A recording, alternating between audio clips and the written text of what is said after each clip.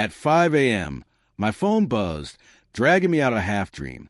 I squinted at the screen, still groggy, and froze when I saw her name. Something came up. I'll explain. That was it. No emoji, no casual sign-off. Just those words. My chest tightened instantly. Something in the back of my mind whispered, this isn't normal. We've been married for 7 years, lived through the mundane and the messy, shared secrets that weren't always pretty. But we'd always been honest with each other. At least, I thought we had been. I stared at the text, willing it to mean nothing, but the pit in my stomach only grew. I called her immediately, straight to voicemail. I tried again. Nothing. My thumb hovered over the keypad, heart hammering, mind spinning through every possibility. A work emergency? A family crisis? But something about the timing, 5 a.m., felt wrong. By the time she stumbled through the door hours later, hair disheveled, eyes avoiding mine, I was already unraveling. "Hey," she said, voice casual, too casual. "Sorry I woke you." "You woke me with a text." I said, keeping my tone level. "What came up?" She hesitated, glanced away, then muttered something about an early meeting that got postponed. Something inside me refused to accept the explanation. Her avoidance, the way her fingers fidgeted with the hem of her shirt, the tight line of her jaw. It all screamed that there was more. I spent the next few days on edge. She was distant but careful. Missed calls, sorry, battery died, texts, unexplained errands. I questioned myself constantly. Am I overreacting? Am I imagining this? But little things kept poking at the doubt. The way she laughed a bit too nervously at messages she quickly deleted, the way she pulled her phone away when I passed, the faint smell of perfume that wasn't hers lingering in the living room. I tried to focus on work, on life, but every vibration of my phone made my heart leap. Then, a week later, I found it, the tiny crack in the perfect facade. A notification popped up on her tablet, left open by accident. A message preview. "Can't wait to see you tonight. I miss you." The name wasn't hers. Not anyone I knew. Not a client, not a friend. My hands went numb.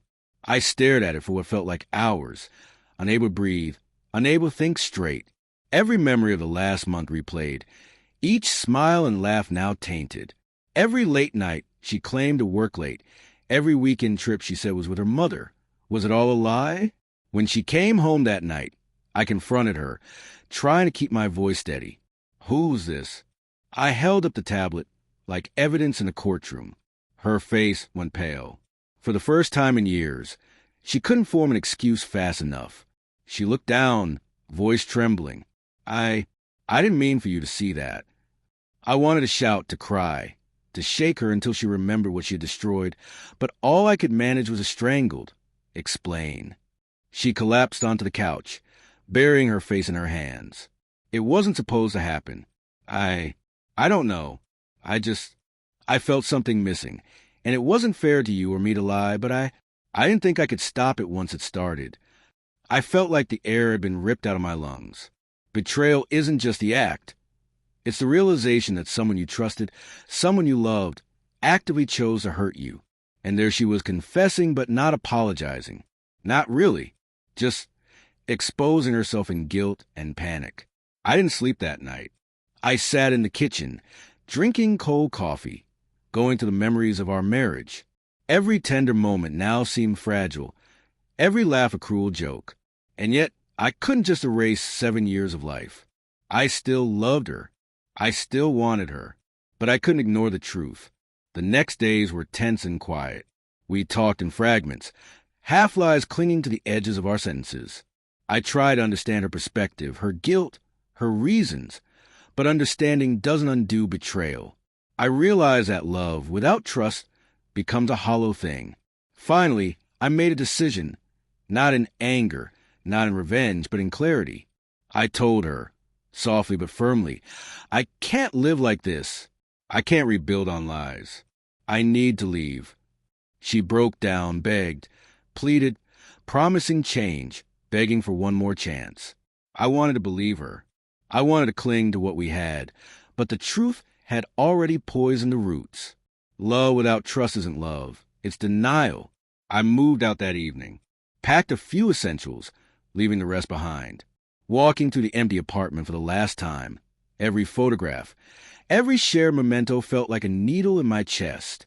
I felt grief, rage, and a strange relief all at once. Weeks later, I started rebuilding.